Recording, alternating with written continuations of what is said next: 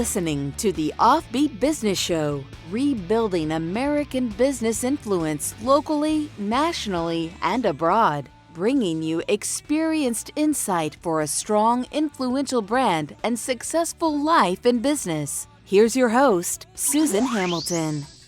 Well, hello there. You're watching the new OffBeat Business TV. I'm your host, Susan Hamilton, where we represent you, American business, because 80% of American micro to small business tend to be family-owned businesses of 9 employees or less. That means we're building our business while we're raising our kids. We're taking care of our parents. We probably have a veteran in our family or workspace, and over 30% of us have an addict in our family and workspace. And that means today's conversations at the kitchen table are very different from what we hear in traditional mainstream media. Today's conversations for America's business owners have to do with criminal justice, Veterans Administration, taxation, and healthcare. And so we strive to bring you the information that you need for a strong, successful life in business. And in the process, every once in a while, we get these wonderful opportunities to share with you what's going on in our community here in DFW with some movers and shakers who are making a difference in these spaces in a positive way. Today, will you help me welcome DA Faith Johnson? Good morning, good morning. Dallas County District Attorney, stepping in for Susan Hogg. Yes. What a journey you've had. Yes, I have had an exciting journey so far. Well, it's very exciting to be able to speak with you for a few moments. I know you've got a crazy busy schedule because there's so many things that you're managing stepping into this space. Yes. But you've got 17 years experience as a judge in criminal courts. Yes, that I is do. quite amazing. Yes. And from what I understand, those are a couple firsts in Dallas County. That's exactly right. In fact, before I was a judge for 17 years, I was a prosecutor, assistant district attorney at the Dallas County District Attorney's Office. And I did that for 7.5 years. And I was the first female AfricanAmerican felony chief. I actually was hired under Henry Wade. And I was the very first African-American female felony chief. Royce West, Senator West, was the first African-American male, and I was the first African-American female. Isn't that amazing? That's a very amazing. I'm so proud of you stepping into this space, and one of the reasons that I really enjoyed the idea of having a conversation with you is because of the racial tensions that we've got going on through America today. Yes. And when it comes to criminal justice, and here you are stepping up into this space, and I imagine that can give a lot of comfort to our community to realize that they are being represented. And I'm hoping that because I hit the ground running. Yes, you did. As of today's date, I probably have gone to over 180 community meetings and events. I have had so many meetings inside of my office. I've had over 70 to 90 meetings inside my office. At one time it was 70, and then somebody told me just yesterday, oh, no, Judge, it's a 91 meetings that you've had inside of your office. I have also had about 40 speaking engagements, and I have had about over 20 to 30 press interviews. And on top of that, I have taken my staff, my prosecutors out to lunch, because one of my responsibilities, I believe, is to make certain that I am a good leader. And I say to people, I am a servant leader. I want to make certain that when I look behind my shoulder, people are really following me. So I want to make certain that my staff is comfortable, that they are trained, that they're ready, that they can feel comfortable about leadership. So one of the tasks I took on myself was to take prosecutors out to lunch. So I have taken over 180 of my prosecutors, and I have over 269 prosecutors. I have taken over 180 out to lunch, and I've done that on my dime, not county funds, not campaign funds. And it's all about trying to build morale. It's all about trying to instill in my prosecutors what I expect of them. I want them to know that I'm a woman of integrity. I'm hardworking. I say to them, I'm going to give you 110%. All I want you to give me is 100% of your time. And I want you to work hard. I want you to show up. I want you to be ready. I want you to operate in a spirit of excellence. And I want you to operate in integrity, honesty, trustworthiness. I want the people of Dallas County to know that we got them, that we are here for them, that we are seeking justice, we're seeking what's right, and we're making certain that we are representing every single person and Dallas County. It doesn't matter whether you live in North Dallas, South, East, or West. We represent you. We got you. That's so important for us to know. And Yes. it is. We need to know, because when you look at how many families today, now when we look at our demographic, we recognize how that impacts our businesses, because so many of us having addicts in our family know directly how criminal justice has impacted that. Yes. And when you look at a conversation I had yesterday with someone working with inmates and ex-offenders through programs, had said as many as 97% of people that are in the system right now are drug-related crimes. So when we're looking at that, we want to know that someone's actually looking at the whole picture, because in most of us feel like for that to be those to be aggravated offenses when they probably never would have done those things at all with the drugs. Now that concerns us as families, and a lot of times those things can tend to stop conversations instead of heal. And we are looking for someone and for a circumstance. How can we impact positive change and support people so that those lives are actually changed and we can go off and do a better job? I understand you've got some initiatives that you're using. Yes, I do. One of the things as a DA, I need to know when to be tough.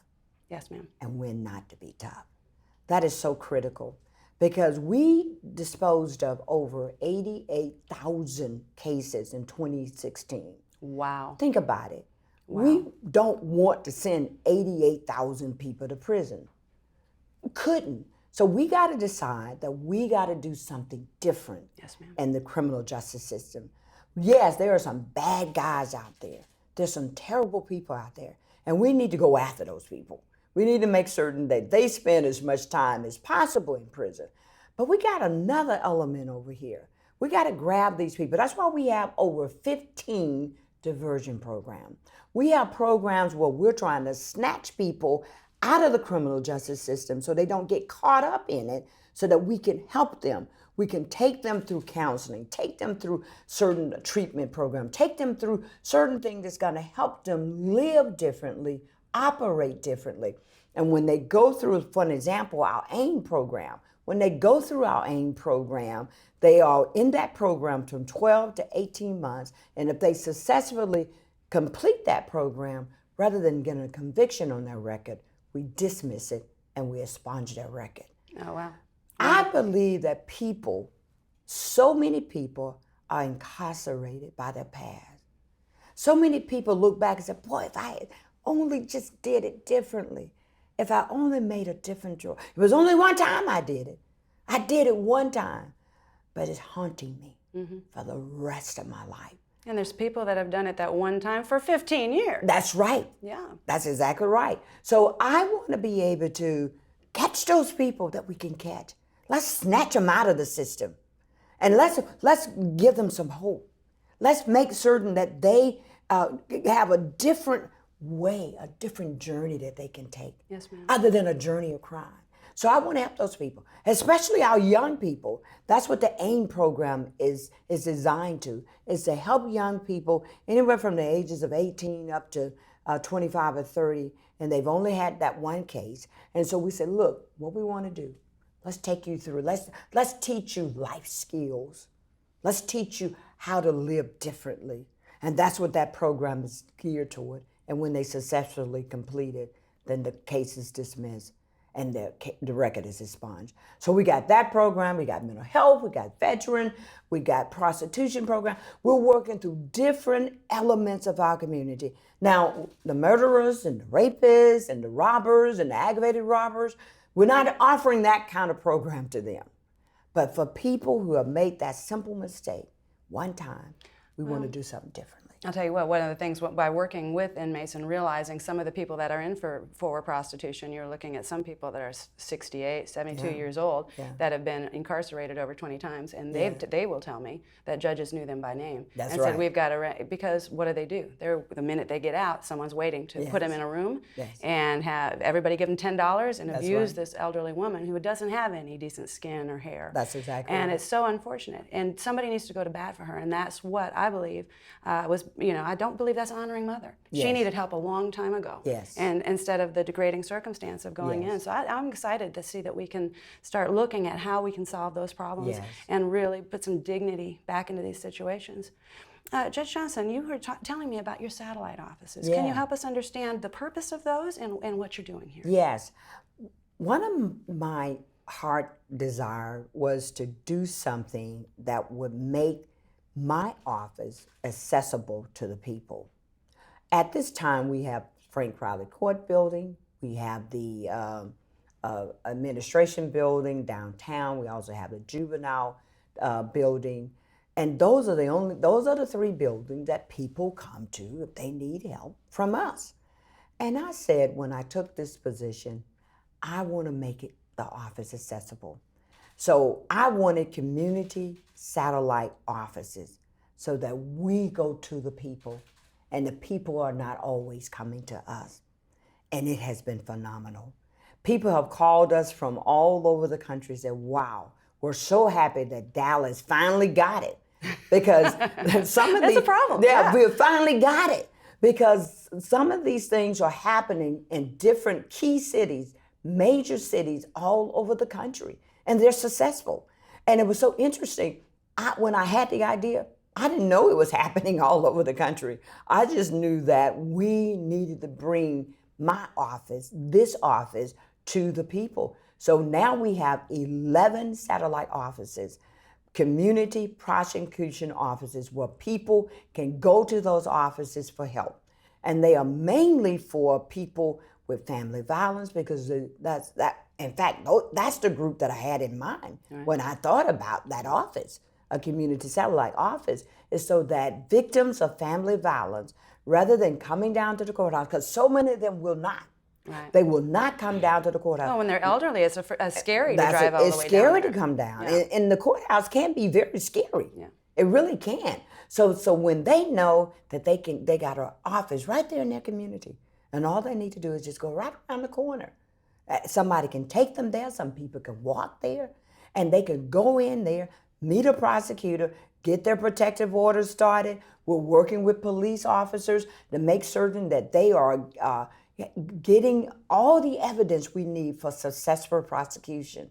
We're also using those offices for resources so people will know certain places that they can go once they have been victimized. We're also using those offices for witness interviews so that people won't have to come all the way downtown to get interviewed by our prosecutors. So people are loving it. And we're getting the word out there. We were effective March 1st. Of 2017. Excellent. So people are getting the word out and they are so excited about it, and we are excited about it. So we're trying to build on that, let people know that we're there. In fact, some of the other elements in the community want us to expand to some of their space. Say, look, we got space for you. Put one of your offices in our space out in Irving, out in Garland. So we're hoping to have as many offices as we can so that the people will know that we are here for them. Because that's my position. This is your office. I'm your DA. I belong to you. It's about what's gonna work for the people of Dallas County.